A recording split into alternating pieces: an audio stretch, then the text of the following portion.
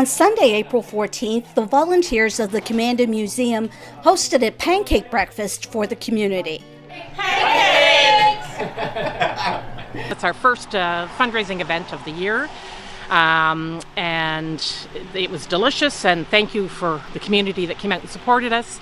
So our next event is Mother's Day Tea on May 17th, and it will be a pre-purchase tickets because we need to know who's coming, and it will be a fancy event, and we've got a pianist playing for us, and it's going to be a lot of fun, and we hope we're going to have some more teas throughout the summer, but that'll be our first.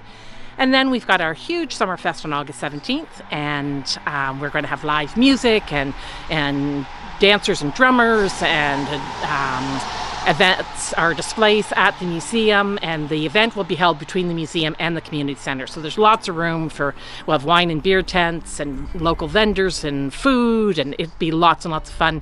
And we're celebrating the 150th anniversary of the Old Nipissing Road is part of the reason for the Summerfest 2024. And actually, there will be an exhibit all year at the museum for celebrating the 150th of the anniversary of the road. In the last weekend that we're open in September, we will be celebrating our genealogy project with the opening of the church, which we're still renovating under some capital grants we received. And the genealogy project will be housed in that really cool 1883 Lutheran church. So come and join us, come and celebrate, come and stop by, have our world famous milkshakes, stop by all summer, and we'd love to see you. A special guest turned up for the pancake breakfast. Yannick is from Mont-Tremblant, Quebec. He's currently in the 705 on the second leg of his quest to walk across the country using the Trans-Canada Trails. A blip on Google led him to the Commanda Museum.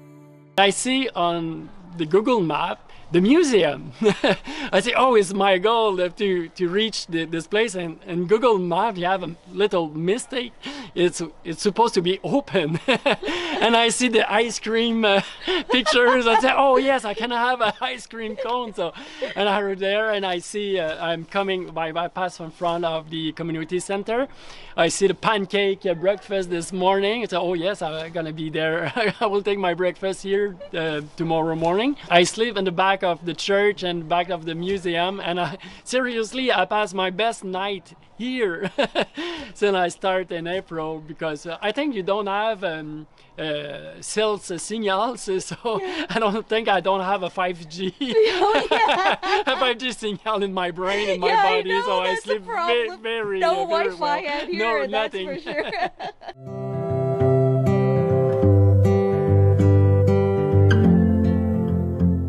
Yannick's Twitter account reads like a diary of his journey across the 705. Since the last years, I crossed Canada by foot on the Trans-Canada Trail. I start April 15th, 2023 from Cape Spears in Newfoundland, and I walk to Aurelia. I finished last October 8th, and I restart this journey last April 2nd. And today I'm here at Commanda, so I'm very happy to be here. The community is very awesome. The village is beautiful, and this region is one of my favorite ones because the culture and everybody is very close than one and the other one, and the spirituality community is very present on my walk, and I really appreciate that. Yannick's journey is based on disproving Maslow's hierarchy of needs. The theory ranks basic needs such as food, clothing, and shelter as the most important elements of living, the bottom of the pyramid, while self-actualization sits at the top as the most difficult need to fulfill. Yannick wants to prove that the human experience trumps all other needs. It's a spiritual journey because everywhere I go, I don't know where I'm going, and I live with the present moments. And I was talking with a brother in a monastery in the Quebec, and I explained everything happens in my journey, like buying some PY. I'm thinking to change my shoes, and the shoes is very expensive. It's like $300. And I said, okay, I will sleep on that, and tomorrow morning I will see if I need to change my shoes. And the next morning around 7:30 I received $150 by the guy where I put my tent the night before. So is a lot. I have a lot of example on that. Yeah. Yannick still has a long road ahead of him as he celebrates human kindness. Where are you headed off to next? For the next, I will walk for the next 6 to 8 months.